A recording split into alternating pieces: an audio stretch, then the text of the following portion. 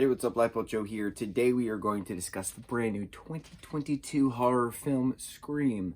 This is technically the fifth Scream in the franchise. 1, 2, 3, 4, and 5. This is just called Scream, so it's Scream 22. And it's actually explained in the film why there's no 5 reference, even though technically there's the letter V, which is the Roman number for 5, in the letter M at the end of Scream at the title card. I don't know if anybody picked up on that. My mother actually pointed it out. So it's Scream 5, but it's Scream 2022. Okay, so we're back in Woodsboro, right? Ghostface is killing Woodsboro again. Why? And we have a new cast of characters. We have brand new teenagers, all semi-related, kind of related, or have some kind of connection to the original Woodsboro folk. So like Mason Gooding, for instance, right? He plays his character, and him and his twin sister are the niece and nephew of Randy, who was killed in the second film.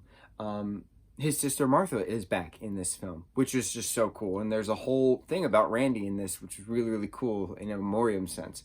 You have Wes, who's played by Dylan Monet. His mom is Judy Hicks, who is now Sergeant Judy Hicks, not just Deputy Judy Hicks anymore. We know about Judy Hicks from the fourth film. So it's just things, right? The main girl, Jenna Ortega, plays Tara. She is the opening, pick up the phone call, as well as text her friend Amber while Ghostface is attacking her, right? Why? Why Tara? Then we find out about her sister, that her sister is actually her half-sister, her sister's father, Jen. Jen's father is actually Billy Loomis.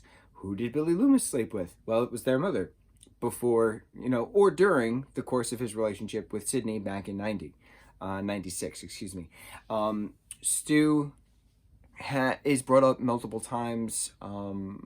Just things, right? A lot of things coming together for this film. And it's really cool having that explanation of Mason's sister in the movie. Mason's sister explains a requel. A reboot sequel. It's not a true reboot of the franchise. It's not it's a sequel, but it's bringing back legacy characters that fans know and love to keep it familiar with a new cast of characters in same situations that we've had, but with new surprises.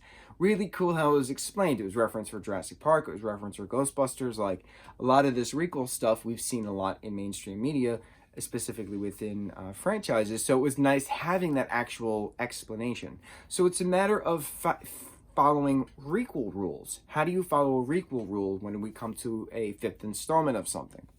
The 6th, 7th, 8th installment of something.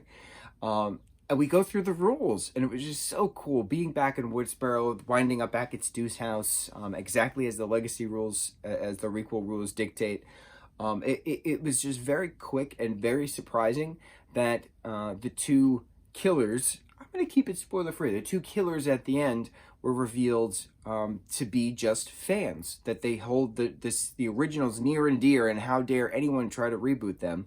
And this is why they wanted to make their own movie. So here we are 10 years after the 2011 Woodsboro massacre. We do know that Kirby survived just by a little screen grab of a YouTube page that,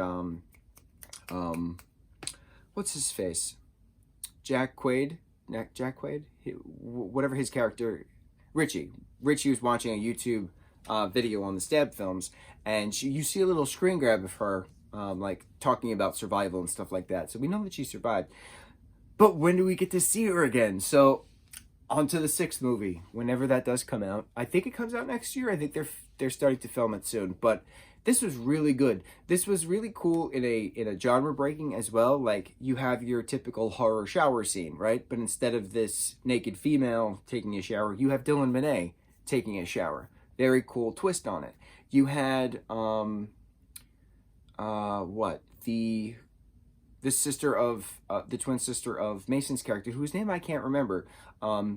She's gay and is just, making out with one of her friends in one party scene. Not explicitly. There's also no sex in this, which I find interesting. There's just some makeout scenes, but that's very light on it. It was more on the horror aspect. The kill shots were very creative, very, very deep. So to have Neve Campbell, Courtney Cox, and David Arquette back as their respective characters, very cool.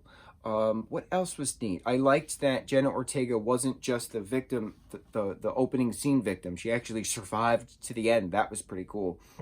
So that way, there's not just one final girl, there's 4 final girls. Very different, very cool. I really liked the breaking of it. It's different. It's a fresh take on horror, and that's the point of these. That it's Scream always reinvents. Scream always reinvents horror by following the rules of current horror. That's the best way to explain it. And then it's just on to the next one. So, what is going to happen in the 6th film? In regards to the rules, what rules do we have in regards to the 6th film? Are we going to stay with Tara and Jen's character? Are we going to stay with Gail and Sydney's characters? Are we going to get Sydney's kids into the mix somehow? It's going to be very interesting. I'm very excited for future installments because they all make sense. It's not like they don't make sense. They all actually make sense. Very cool, very smart, very creative. Absolutely love it. Mucho mahalo.